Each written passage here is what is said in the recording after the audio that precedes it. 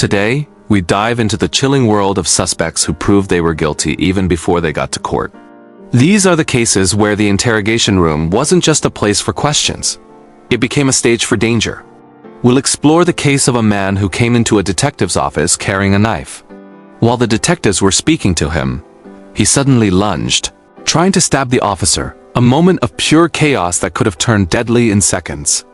In another case, a suspect smuggled a gun into the interrogation room. What started as a normal questioning session quickly escalated when he attempted to use it, showing just how far desperation and guilt can push someone. Then there's the case of a suspect who, while pretending to cooperate, suddenly grabbed a chair and swung it across the room trying to break free. The moment captured everyone in the room off guard, and only quick thinking from the officers prevented disaster. Some suspects walk in thinking they're in control. They believe their charm, their lies, or their rehearsed stories will keep them safe. But guilt has a way of revealing itself, and in these cases it came out violently. Panic, anger, and fear turned once calm suspects into threats, and their own actions often confirmed the crimes they were accused of. In this video, we'll take you inside these high-stakes moments. You'll see how a simple question can trigger desperation, how a suspect's overconfidence can become their downfall, and how detectives stay calm under pressure to prevent tragedy. By the end of this video, you'll understand why interrogation rooms can become dangerous arenas, and why a suspect's own actions often speak louder than words. These are stories of guilt, desperation, and the razor-thin line between control and chaos. Before we dive into the first case, make sure you hit that subscribe button. We break down true crime events, criminal psychology, and shocking courtroom moments every week, giving you the full story behind the headlines. You don't want to miss this. Now, let's take a closer look at the first suspect, the man who turned the interrogation room to a crime scene. He walked into that police station thinking he was safe, thinking he could talk his way out of it. But inside that conference room, with the detective, the situation flipped in a heartbeat. A man accused of stabbing an elderly woman ended up killing a veteran detective with the detective's own service weapon. This is the story of Esteban Carpio. The story of how a suspect under interrogation turned his guilt into violence and revealed more about himself than any confession ever could. On April 16, 2005, Providence, Rhode Island, police brought in Esteban Carpio for questioning. He wasn't yet arrested. He was only a suspect in the stabbing of an 84-year-old woman named Madeline Gatta, who had survived the attack. Investigators wanted answers. Carpio was taken to the Providence Police Headquarters to a conference room high up on the third floor. Detective Sergeant James L. Allen, a veteran officer with decades of experience, was assigned to question him. Allen had conducted hundreds of interviews, handled dangerous criminals, and faced threats before. But nothing in his career would prepare him for what unfolded that night. Carpio sat across from Allen. The tension was there, but nothing overt. At some point, Allen excused himself, leaving the room briefly to retrieve water for Carpio. Another detective stepped out too, leaving Carpio and Allen alone in that small interrogation room. The door closed, the hallway quieted, the building's usual hum faded. And that's when the plan executed itself. In the confusion and sudden silence, Carpio moved. He lunged. He grabbed Allen's service weapon, the gun he was supposed to be safe with, the one he trusted to protect him. In the struggle, shots rang out. Detective Allen was struck at close range twice. The weapon, taken from him, was turned against him in the very room where he had come to question a suspect. Allen collapsed, mortally wounded. The door locked. The room was sealed. The suspect was gone. Outside, other officers heard the gunshots. Frantic calls, pounding footsteps. They forced their way in. Allen was dying on the floor. The detective's partners tried to save him, but the damage was fatal. He died in hospital. Carpio, meanwhile, didn't stay put. He broke a large window in an adjacent office, smashed it out, and leapt from that third floor. He tumbled down, injured, but alive. He fled into the night, bleeding and desperate, hiding among streets he once walked openly. Minutes later, he was found and arrested a few blocks away. He was injured, wounded in the jump, bruised, battered, but alive. They cuffed him, took him into custody. From there, the legal battle began. Carpio claimed mental illness, attempted to argue that he did not understand what he was doing. The defense painted him as unstable, psychotic, disconnected from reality. The prosecution painted him as a dangerous man who had weaponized interrogation itself, using the very trust of process as a weapon. At trial, witnesses described the chilling moments. How Alan left the room, how Carpio immediately took advantage, how the room went dark and quiet, how the gunshots shattered the veneer of control. The forensic evidence was clear. Alan had been shot at close range with his own service weapon. The bullet trajectories matched the struggle. The gun found near the broken window matched Alan's weapon. Surveillance, building logs, gun evidence, all converged. The jury had to consider whether Carpio's account of mental breakdown held up against the brutal facts. In June 2006, they found him guilty of first-degree murder and related charges. The jury rejected the insanity defense. He was sentenced to life in prison without the possibility of parole. He also faced other charges for the stabbing of Mrs. Gatta. His appeals later challenged whether he was able to waive rights voluntarily, whether he was mentally ill during interrogation, but the convictions and sentences stood. The state Supreme Court and subsequent courts affirmed that a suspect's violent act during interrogation does not excuse accountability, especially when evidence and choice are present. What makes this case unforgettable is the horror of betrayal. The betrayal of protocol, of trust, of the idea that interrogation is safe and controlled. Carpio walked into that conference room as a suspect, but he left it trying to rewrite the rules. He tried to transform questioning into execution. In doing so, he laid bare his guilt, his desperation, and the depth of violent impulse. For detectives who question suspects every day, this case became a warning. No matter how calm a suspect appears, the danger inside them may only wait for one open door, one unguarded moment. Because guilt can push someone to act without control, and sometimes that act reveals everything that words never could. The second case is the story of Jeremiah Jones, the man who tried to murder detectives during his own interrogation, and how that single act revealed everything about his guilt, his rage, and the darkness that drove him. He walked into the interrogation room with a calm smile, polite, even charming. The kind of face that could make you forget why he was there in the first place. Detectives thought they were about to question a murder suspect. What they didn't know was that this man had no intention of answering questions. He had come in with a gun. He had come prepared to kill. It all began in Dallas, Texas, in June of 2022. A young woman named Elisa Burkett was trying to rebuild her life.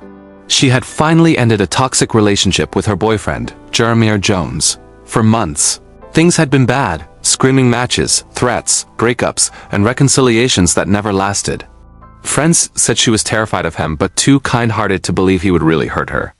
But when she finally told him it was over for good, something in Jeremiah snapped.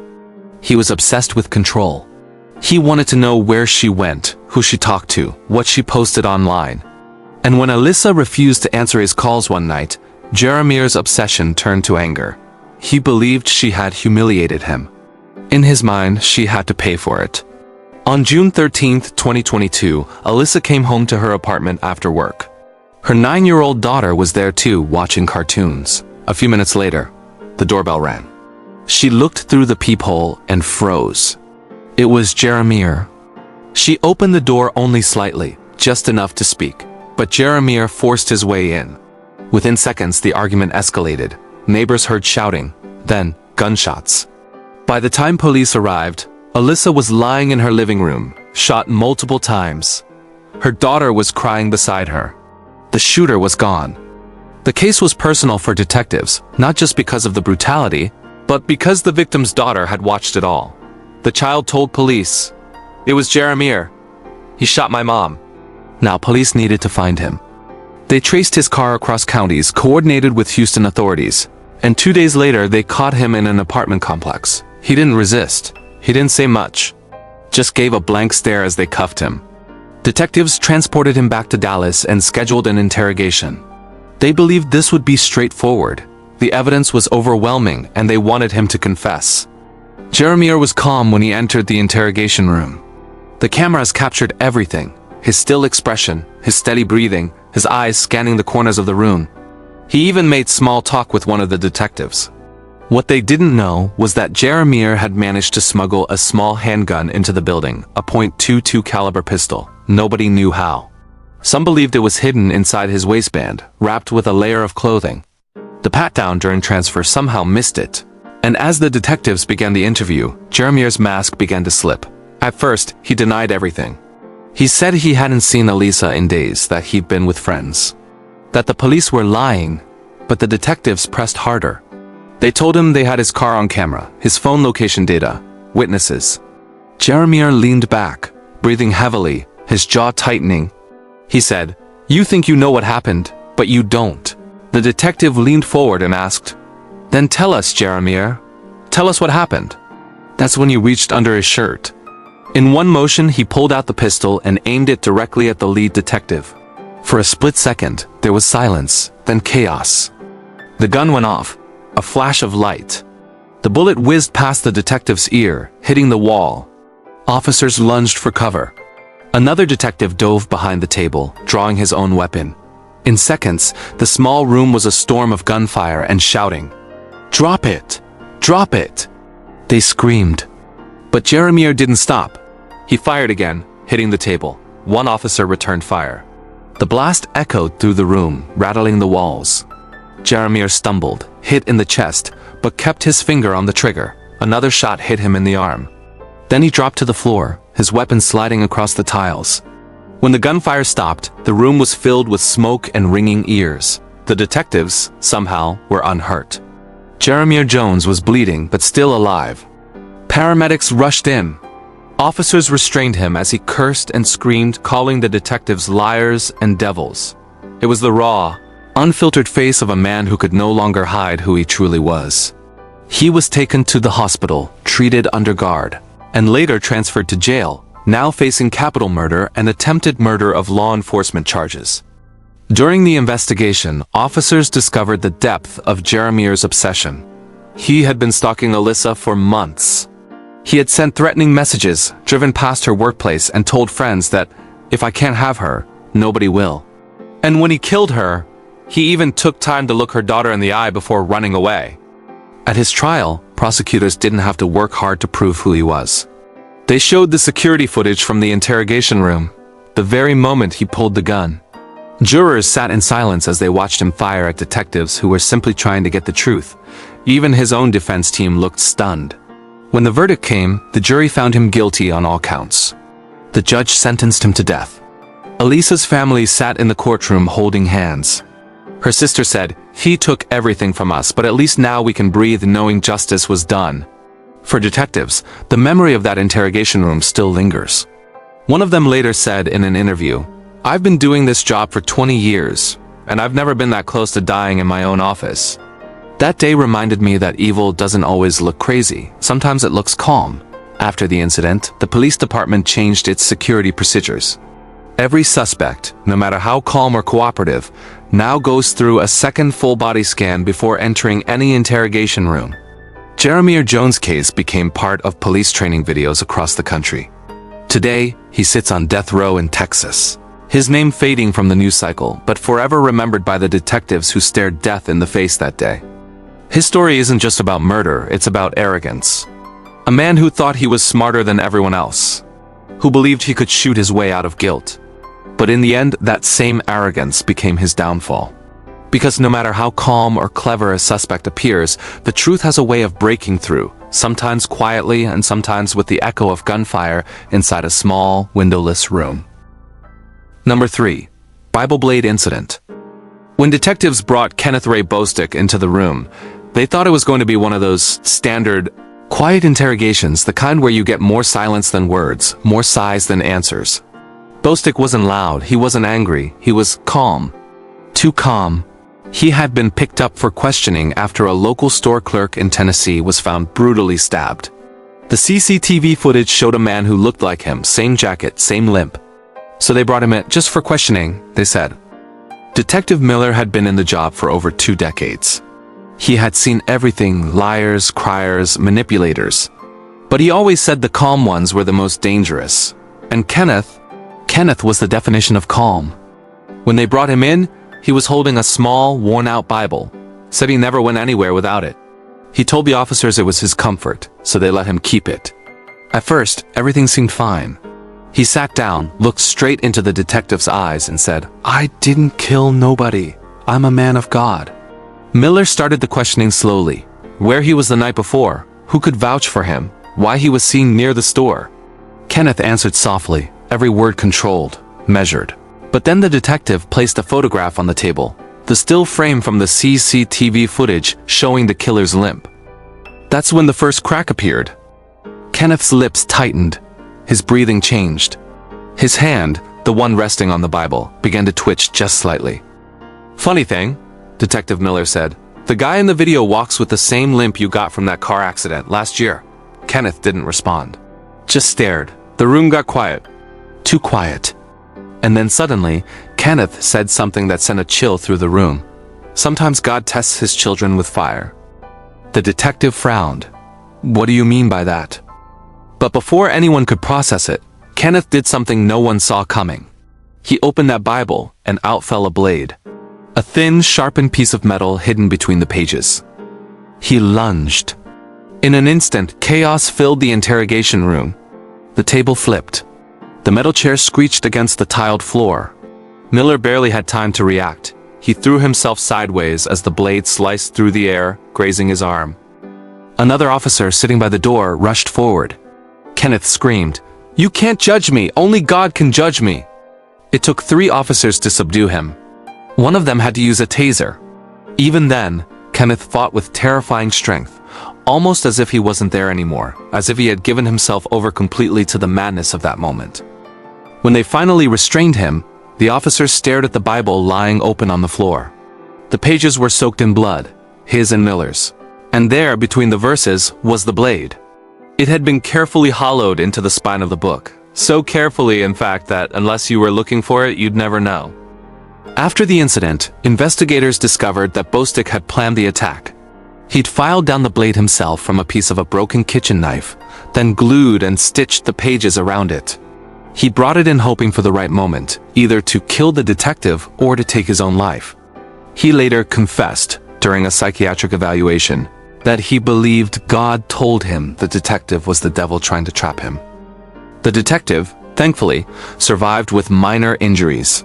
But the department never forgot the lesson. Never underestimate the calm ones. Never assume a holy book is just a holy book. The case became a training video for new recruits, labeled the Bible Blade Incident. And every time Detective Miller is asked about it in interviews, he says the same thing.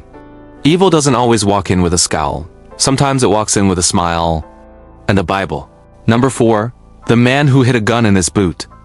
The interrogation room looked like every other one, cold, gray, and humming with fluorescent light. The table was bolted to the floor, the chairs were metal, and on the wall, a small camera blinked its little red light.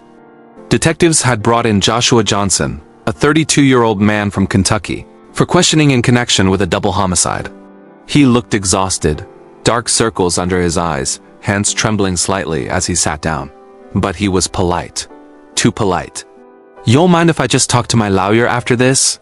he said softly. The officers nodded. "Sure, but first, help us understand what happened." Joshua agreed. He said he wanted to clear things up. He took a deep breath. He didn't look like someone who just shot 2 people. He looked like someone's brother, someone's father, maybe just a man who'd had enough bad luck in life. But under that calm exterior was something no one in that room could see, something they should have seen. Earlier that morning, when he was arrested, officers did a quick pat-down. But Joshua was wearing cowboy boots, the kind with thick solace and metal reinforcements. They didn't check them thoroughly. And inside one of those boots, tucked under the lining, was a small pistol, a .22 caliber Derringer. It wasn't much, but in the wrong hands, it was enough. Earlier that morning, when he was arrested, officers did a quick pat-down. But Joshua was wearing cowboy boots, the kind with thick solace and metal reinforcements. They didn't check them thoroughly.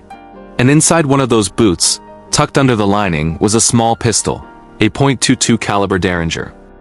It wasn't much, but in the wrong hands, it was enough. Emily Turner had been his ex-girlfriend. They dated for 2 years before she married Mark. Neighbors remembered their relationship, loud arguments, restraining orders, and one night when Joshua smashed her phone outside a diner after she told him to stop calling. When police found the couple's truck abandoned near the old railroad yard, guess whose fingerprints they found on the door handle? Joshua's. That's how he ended up here, in a cold room, sitting across from 2 detectives who wanted answers. Detective Riley started the questioning gently. He asked Joshua where he'd been that night. Joshua said he'd been home alone, drinking beer and watching TV. But the story didn't fit. His neighbor said he left the house around 9 p.m. and didn't return until after midnight, the same window when the murders took place. Riley leaned forward. Joshua, we just want to understand why your prints were on the truck. You sure you weren't anywhere near Emily's place that night? Joshua sighed, rubbing his temples. Man, I told you, I don't know how they got there. Maybe from before. I helped her move once. And all the while he kept shifting his right leg, tapping it lightly against the floor. It looked like a nervous tick, but it wasn't. He was trying to slide the gun loose. Before the arrest, police had pulled Joshua over at a gas station. He'd been calm, compliant, even polite. The officer patted him down quickly but didn't remove his boots. They were heavy, steel-toe work boots, common for mechanics. Joshua knew that was his advantage. He'd practiced hiding the gun there for weeks, just in case. He was certain he'd outsmarted everyone. After 20 minutes of questioning, the detective stepped out to grab a report. Only one officer remained, sitting across from Joshua. That's when it happened. Joshua leaned down, pretending to fix his boot. The officer looked up briefly, then back down at his notes. In that split second, Joshua pulled the gun out. The sound that followed was deafening. The hallway outside exploded with noise, shouting, boots pounding against the floor. Within seconds, 3 officers stormed in, guns drawn. Joshua pointed his weapon at them. "Don't move!" He screamed, "Don't come closer!" But he didn't get another chance. A single shot rang out from one of the officers, and Joshua went down, the gun clattering across the floor. The aftermath left the department shaken. The wounded officer survived, but the video footage went viral as one of the most terrifying real-life interrogation moments ever captured. Internal reviews revealed that Joshua had managed to hide the weapon during the pat-down by taping it under his boot lining with duct tape. It was a tiny 2-shot pistol, small enough to slip through without a metal detector noticing. It was, as one investigator put it, the deadliest oversight in 10 years. In the days that followed, every officer in that precinct was retrained on search procedures. Metal detectors were installed outside interrogation rooms. And the department changed its policy. No suspect, no matter how calm or compliant, enters without a full body scan. Detective Riley later said in an interview, "Greater than..." He didn't come in fighting. He came in smiling. That's the kind of danger that scares you most. The one that looks like it's over before it starts. The video remains used in police academies and documentaries as a chilling reminder of how unpredictable people can be when cornered. 5. The woman who poisoned the detective's coffee. This is one of the most talked about cases in interrogation history. The crime was so well executed that the police were shocked too. The interrogation room was quiet, almost too quiet. At first glance, Melissa James didn't look like a suspect. She looked like the kind of woman who might be running errands after work. Tidy hair, soft voice, neatly folded hands. But detectives knew better. Melissa was not just any woman. She was under investigation for the disappearance of her boss, a respected real estate developer named Carl Benson, who had vanished from his office parking lot in broad daylight. Surveillance footage had captured him leaving with someone, a woman in a gray hoodie, the last person he was seen alive with. That woman was Melissa. Melissa had worked as Carl's personal assistant for 2 years. On the surface, everything seemed professional. But coworkers described her as oddly attached to Carl. She'd bring him coffee every morning, insist on staying late with him, and often argued with his wife when she came to the office. When Carl's wife confronted her about these boundaries, Melissa quit on the spot. A week later, Carl was missing. His car was found in a remote field 2 days later. Inside, detectives found a single fingerprint on the steering wheel, Melissa's. That was enough to bring her in for questioning. The lead detective, Detective Ray Monroe, believed Melissa knew exactly where Carl was. He wanted to break her gently, make her feel safe, comfortable, even trusted. So he let her sit at the table with a cup of coffee, and he got one for himself too. Melissa smiled politely when he entered. "Thank you, detective," she said softly, her voice steady. He smiled back. "We just want to clear things up, Melissa." No reason to be nervous, but Melissa wasn't nervous. She was calculating. Unknown to Detective Monroe, when he stepped out earlier to get the case file, Melissa had quietly pulled a small vial from her purse. A vial containing liquid diazepam, a powerful sedative she'd stolen from her late father's medicine cabinet. She poured a few drops into his coffee. Then she sat, waiting. As the questioning began, she seemed relaxed. Monroe asked where she'd been on the afternoon Carl disappeared. She said she'd been home, cleaning, watching TV. When he asked about the fingerprint on Carl's car, she smiled faintly. "Detective, I helped him move some boxes the week before. That could explain it." Her answers were calm, consistent, even rehearsed. But then Monroe noticed something. Her tone changed when he mentioned Carl's wife. Melissa's eyes hardened, just for a moment. "His wife never understood him," she muttered. "She made his life miserable. Carl said so himself." Monroe leaned in. "So you were close to him, weren't you?" Her lips curved into a smile. "Closer than you think." Minutes later, Monroe began feeling dizzy. His hands trembled slightly as he reached for the coffee again. He thought it was fatigue, long shifts, and no sleep. Melissa watched him sip. Then she said something strange. "You look tired, Detective. Maybe you should rest a bit. You've been working too hard." Her voice had changed. It wasn't soft anymore. It was almost motherly, mocking. Monroe blinked, confused. His vision blurred. He looked at the cup and back at her. "What, did you?" Before he could finish, Melissa stood up. She pushed the coffee cup toward him, smiling. "Maybe I can help you, Detective. Maybe we both need to sleep." That was the last thing he heard before everything went dark.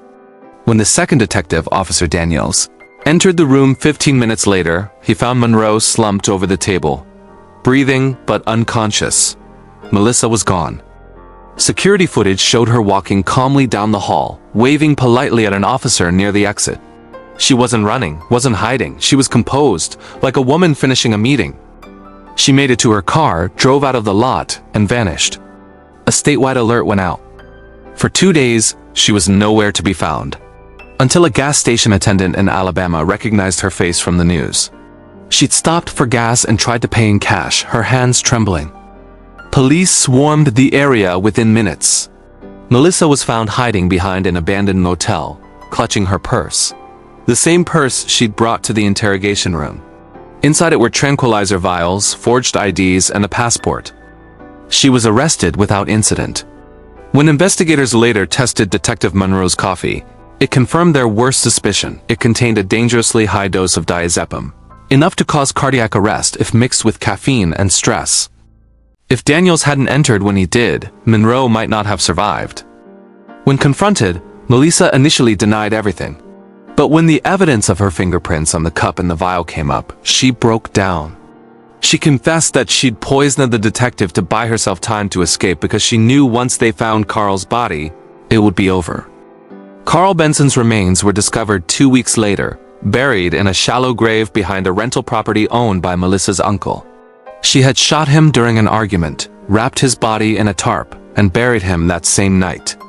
Her motive? Obsession and jealousy. She believed Carl loved her but was trapped in his marriage. When he told her to move on, she snapped. During the trial, Melissa tried to portray herself as mentally unstable, a victim of rejection and emotional manipulation. But prosecutors had her text messages. "If I can't have him, no one will. He promised me forever." Her calm demeanor in the interrogation video shocked everyone. When the footage was played in court, showing her calmly sitting across from Detective Monroe while he slowly lost consciousness, the courtroom gasped. Carl's wife wept. Even the jurors looked shaken.